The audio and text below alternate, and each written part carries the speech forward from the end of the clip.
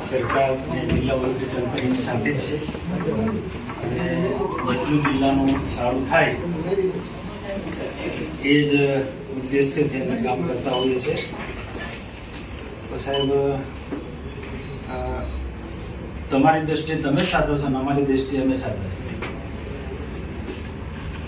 ઉપરાષ્ટ્રપતિ સાહેબ એવડી આવ્યા અને એને આપણે બધા વિદાય આપી. અને વિદાય આપ્યા પછી જિલ્લા સંકલન સમિતિમાં ધારાસભ્ય ચૈતરભાઈ વસાવાએ પ્રધાનમંત્રીશ્રીના 2 કાર્યક્રમને લઈને પ્રશ્ન પૂછ્યો. અને પ્રશ્ન પૂછ્યા પછી તમારે જે જવાબ આપ્યો તે એ એમને આપ્યો. પણ પછી એમને કાર્યપાલક ઇજનેર મોદી સાહેબ સાથે જે વાતચીત કરી હશે પૈસાની લેવડ દેવડ બાબતની, એ આપણે વાત થઈ. મોદી સાહેબ પણ હતા, તમે બી હતા. એની બધે વાત થઈ. મારી સાથે નીલભાઈ રાવ હતા.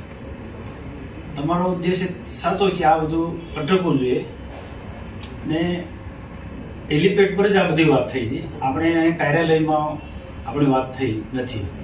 ધારાસભ્ય અહીંયા આવીને તમને એવું કહે છે કે કાર્યાલયમાં નીલભાઈ મનસુખભાઈ એને વાત કર્યા. એ વાત તમે કીધું કે ખોટી વાત છે. આપણે જે વાત થઈ તે સાહેબ હેલિપેડ પર વાત થઈ હતી અને એ પ્રજાના હિતની, જિલ્લાના હિતની એ જ વાત હતી. પછી ત્યાર પછી મેં બીજા દિવસે પત્રકાર પરિષદ બોલાવી. પત્રકાર પરિષદમાં મેં કોઈનો ઉલ્લેખ નહોતો કર્યો, પણ કેટલાક નેતાઓ આ રીતના અધિકારીને ડરાવીને ધમકાવીને જિલ્લા સંકલનમાં પ્રશ્ન પૂછે છે અને ત્યાર પછી આ રીતના તોડ પાણી કરે છે. એ ન થવું જોઈએ. નહીં તો જિલ્લાનું કઈ રીતના કામ થશે, આ રીતના પત્રકાર પરિષદમાં મેં વાત મૂકી. પછી સાહેબે કેટલાક પ્રશ્નોત્તરી કરી પત્રકારોએ, તો એનો પણ મેં જવાબ આપ્યો. એને લઈને અમારા નાંદોદના ધારાસભ્ય દર્શનાબેન દેશમુખ જે છે એમની કંઈક ગેરસમજ થઈ. એને પણ પાછો ધરણા પર બેસવાનો નિર્ણય કર્યો. તમને પણ પત્ર આપ્યો અને બીજા ઘણી બધી જગ્યાએ પ્રદેશમાં પણ પત્ર આપ્યો. એ ધરણા પર તો ના બેઠા, પણ પત્રકાર પરિષદ બોલાવી એમના ઘરે અને એમને પત્રકારોને એવું કહ્યું કે મનસુખભાઈની સામે હું માનહાનિ કરીશ ને આ છે. ઘણા બધા પ્રશ્નો એમને ઊભા કર્યા કે જે એમની ગેરસમજ દૂર કરવી મારી જરૂરી હતી. ને એમને એવું કીધું ને તો હું મનસુખભાઈ પર બદનક્ષીનો દાવો ઠોકીશ. અને આખો પ્રેસમાં પણ એને બધી વાત મૂકી. તો મારે તો પછી ખુલાસો કરવો પડે. એટલે ત્યાર પછી મેં પાછો ખુલાસો કર્યો. બીજી પત્રકાર પરિષદ બોલે મારા ઘરે. મારો ઉદ્દેશ એ હતો કે પ્રધાનમંત્રીનો આટલો સુંદર કાર્યક્રમ હતો, ભવ્ય કાર્યક્રમ હતો અને આખા દેશમાં નોંધ લેવાઈ છે. અને જિલ્લા વહીવટી તંત્રએ પણ ખૂબ સખત મહેનત કરી છે. તમે બધાએ બહુ સખત મહેનત કરી છે. અને પ્રધાનમંત્રીના જે 2 કાર્યક્રમ થતા હોય, એકતા પરેડનો અને બિરસા મુંડા ભગવાનનો જન્મ જયંતિનો કાર્યક્રમ, આ ભવ્ય કાર્યક્રમ હોય અને ખૂબ લોકોએ એમાં ભાગ પણ લીધો છે. અહીંયા સ્ટેચ્યુ ઓફ યુનિટીમાં અને ડેડિયાપાડામાં. અને 3 જગ્યાએ એના હેલિપેડ બનાવવા પડે. ડેડિયાપાડામાં હેલિપેડ બનાવ્યા, દેવમંગરા હેલિપેડ બનાવ્યા અને 1 લાખ લોકો રહી શકે એવા ડોમ પણ સાહેબ બન્યા. અને 1 લાખ લોકોને લઈ આવવા જવા માટેની વ્યવસ્થા વહીવટી તંત્રએ કરી, બસોની પણ વ્યવસ્થા કરી અને બહુ ભવ્ય કાર્યક્રમ હતો. છતાં પણ રાજકીય રીતના આને પ્રધાનમંત્રીના કાર્યક્રમનો હિસાબ માંગવાનો, તેમાં પછી ખોટા આ વહીવટી તંત્ર પર આક્ષેપ મૂકવા, સરકાર પર આક્ષેપ મૂકવા, એને રોકવા માટે ભવિષ્યમાં અધિકારીને આવું ડરાવે ધમકાવે નહીં. એક સંકલનમાં પ્રશ્ન પૂછો ને ફરી પાછો એમને આ રીતના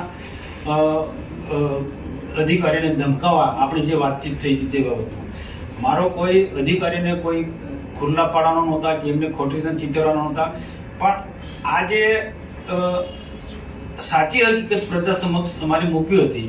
અને ભવિષ્યમાં આવું કોઈ પણ અધિકારીને કોઈ પણ ડરાવે ધમકાવે નહીં. નહીં તો સાહેબ આવી રીતના છાસવારે સંકલનમાં પ્રશ્ન પૂછશે અધિકારીઓને આગેવાનો અને પછી પાછળથી આ રીતના કોઈક ને કોઈક રીતના આવું દબાવીને નાણાકીય વહીવટની બધી માંગણી કરશે તો જિલ્લાનો વહીવટ આમાં સાહેબ ચાલવાનો નથી. અધિકારીઓ ડરના માહોલમાં કામ કરશે. એટલે એ ઉદ્દેશ્યથી મારે આમને ખુલ્લું પાડ્યો ને સાહેબ આપ પણ જાણો, હું જાણું છું, ને બાકીના બીજા પણ અધિકારી ત્યાં હતા, બધા જાણો છો કે આપણી ત્યાં વાત થઈ હતી. અને તમને પણ કાર્યપાલક ઇજનેરે કહ્યું હતું કે ભાઈ ધારાસભ્ય ચૈતર વસાવા આ રીતના પૈસાની માંગણી કરે છે, ને આ નીલભાઈને આપણી બધાની વાતચીત થઈ હતી, તો ભાઈ મેં એવું કહ્યું હતું એને પૈસા નહીં આપવાના, પૈસા એને શેના આપવાના, આ રીતના આપણે બહુ સ્પષ્ટ વાત થઈ હતી. તો સાહેબ એ સ્વાભાવિક છે કે અહીંયા આવ્યા, મીડિયાની સાથે આવ્યા હશે એટલે તમે તમારી રીતના એને જે જવાબ આપ્યો હશે મેં જોયું છે, તમે બહુ ક્લિયર કીધું, વાત ખોટી છે. હવે એ કયા ઉદ્દેશી તમે અહીંયા વાત નથી થઈ એવું તમે કહેવા માંગો છો, મને ખબર પડી. બરોબર. સાહેબ આ જો એના અનુસંધાને જ એક આપને પત્ર આપું છું, અને આમાં આ સમગ્ર ઘટનાની હું અધિકારીની સાથે છું, સરકારને નુકસાન ના થાય કે અધિકારીનું મોરલ ના તૂટે એ મારો ઉદ્દેશ્ય છે સાહેબ. માનનીય સાંસદ સભ્યશ્રી આપણા માટે બિલકુલ આદરણીય અને સન્માનજનીય છે, એમાં કોઈ બેમત નથી. બીજું કે જે એમને મુદ્દાઓ કીધા એ મુદ્દાઓને પણ હું સમર્થન આપું છું. અને જે માનનીય સંસદ સભ્યશ્રીએ કીધું એ પ્રમાણે હેલિપેડ પર અમારે વાત થઈ હતી, અને એ એક્ઝિક્યુટિવ એન્જિનિયર સ્ટેટ જે છે એના મારફત આ વાત જણાવી હતી. અને આ મુદ્દે જે ડીડીયાપાડા ધારાસભ્યશ્રીએ જે આવેદન આપ્યું છે એની મેં તપાસ પણ સોંપી દીધી છે, અને એ વાત મેં હેલિપેડ પર કીધી હતી. એમને જે એમના લેટરમાં કીધું કે અહીંયા કાર્યાલયમાં મારી ચેમ્બરમાં વાત કરી, તો એ વાત ખોટી છે, પણ હેલિપેડ પર આ વાત થયેલી અને આવી રીતના રૂપિયાની માંગણી થઈ છે એ પણ ત્યાં હેલિપેડ પર થયેલી. અને બીજું કે એ સીધી મારી સાથે એમને ટોક નથી કરી, પણ એક્ઝિક્યુટિવ એન્જિનિયરને મારફત કોન્ટ્રાક્ટરો મારફત આ માંગણી કરી છે. એ વાત મારે માનનીય સંસદ સભ્યશ્રી જોડે થઈ હતી. અને આ જિલ્લાની અંદર આપણે માનનીય મોદી સાહેબના એ 15 દિવસમાં આટલા 2 મોટા ભવ્ય કાર્યક્રમ થયા, સફળતાપૂર્વક પદાધિકારી સંગઠન, જિલ્લા વહીવટીતંત્રે જે આને ખૂબ સારી રીતના એ કર્યું, એ માટે આપણે તો ગૌરવ અનુભવવું જોઈએ કે આપણા જિલ્લાને માનનીય મોદી સાહેબ 15 દિવસમાં 2 વખત આવ્યા અને આ જિલ્લાને ઘણી બધી વિકાસના કાર્યોની ભેટ આપી. તો આ તબક્કે હું પદાધિકારી સંગઠન, માનનીય સાંસદ સભ્યશ્રી તમામનો આભાર માનું છું. Thank you.